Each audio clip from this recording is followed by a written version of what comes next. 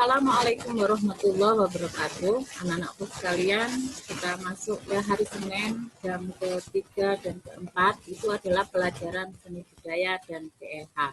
Baiklah, karena durasi maka akan kita sama-sama belajar tentang materi hari ini, yaitu tentang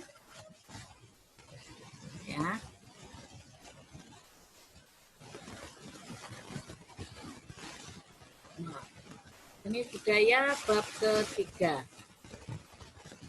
Apa yang kita pelajari? Menyanyi dengan satu suara atau unisono. Tujuan pembelajaran hari ini, Ananda sekalian bisa memahami proses menyanyi dengan unisono itu seperti apa. Nah, ini adalah peta konsep hal-hal yang kita pelajari bagian kecil nantinya. Materinya adalah menyanyi merupakan aktivitas mengeluarkan suara yang nantinya itu merupakan memiliki aktivitas melantunkan suara dengan nada-nada yang berat. Sekarang terbentuknya suara itu seperti apa? Kalau kita seperti Ibu ngomong seperti ini, ya, udara yang masuk ke dalam mulut itu dibantu oleh lidah, itu nanti akan menggetarkan pita suara sehingga yang terbentuk adalah suara yang bisa didengarkan oleh orang lain. Nah, sekarang menyanyi jenis ini apabila dinyanyikan sendiri itu dinamakan menyanyi perseorangan. Nah, menyanyi perseorangan ini apabila dilakukan oleh orang banyak, nah, perseorangan berkumpul menjadi satu, menjadi banyak, tetapi dengan satu suara, satu nada, maka itu yang dinamakan dengan unisono.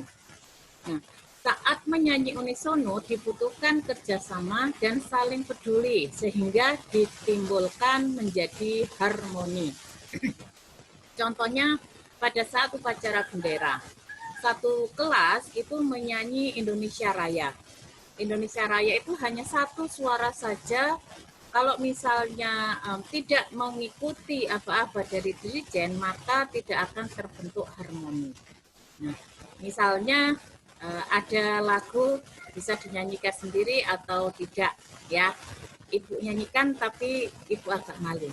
Andai aku telah dewasa, apa yang kan ku katakan untukmu idolaku tersayang.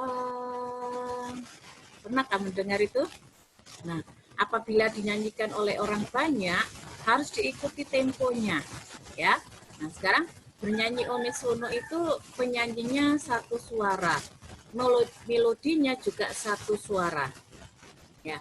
Nah, sekarang apabila nama lain dari menyanyi dengan satu suara itu biasa dinamakan kur. Di dalam musik, unisono itu adalah dua atau lebih bagian musik yang dinyanyikan dalam nada yang sama atau dalam interval oktav. Nah, yang Ibu ungkapkan tadi pada saat menyanyi itu adalah bentuk nada lagu. Nah, ini adalah kegiatan menyanyi pada saat kor atau paduan suara. Ini pada saat bernyanyi sendiri. Melodi merupakan rangkaian dari nada-nada yang telah dipilih mewakili keinginan pencipta lagu agar sesuai dengan tema dan makna lagu. Nah, sekarang kalau misalnya yang diciptakan oleh pencipta lagu itu memang menginginkan beat yang cepat, maka dengan sendirinya supaya aura dan arti dari lagu itu muncul, maka temponya harus sesuai sehingga akan didapat roh dari lagu itu.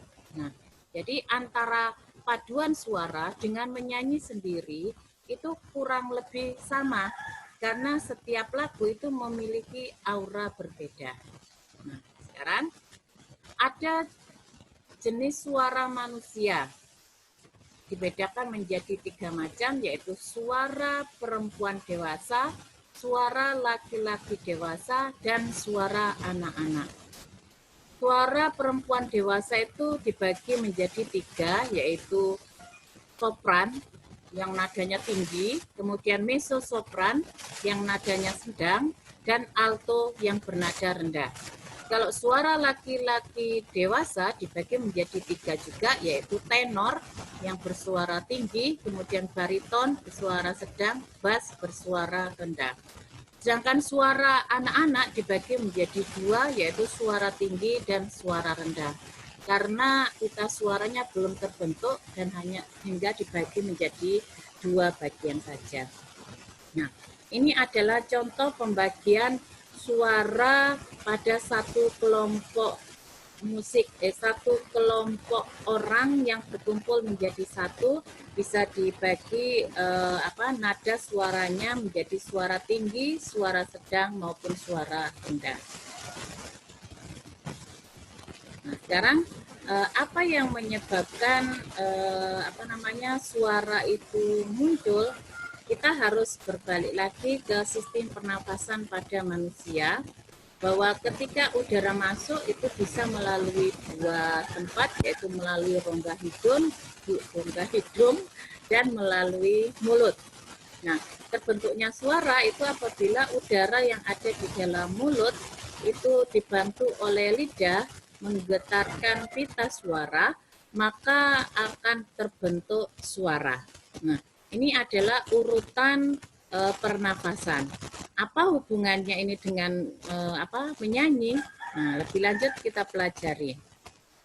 Mutu suara manusia ditentukan oleh organ-organ suara dalam tubuh. Organ yang pertama itu sumber suara manusia. Yang pertama pita suara. Ada di selaput tipis antara pangkal tenggorokan. Ya. Pita suara anak laki-laki lebih panjang dibanding pita suara anak perempuan. Kenapa demikian? Karena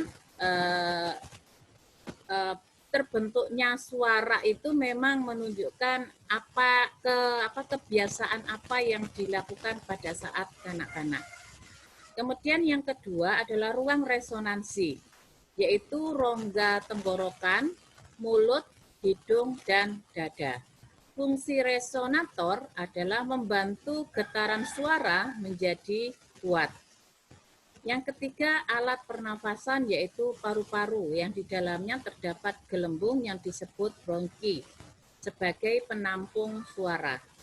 Yang keempat adalah pernafasan. Pernafasan itu adalah keluar masuknya udara melalui paru-paru. Yang kelima, alat-alat motorik atau alat penggerak, yaitu otot-otot sekitar punggung, diafragma, dan dada. Itu yang membantu proses suara sesuai dengan fungsinya sehingga bisa membantu manusia untuk bernyanyi. Nah, demikian materi hari ini tentang seni budaya. Sekian dari Ibu. Assalamualaikum warahmatullahi wabarakatuh.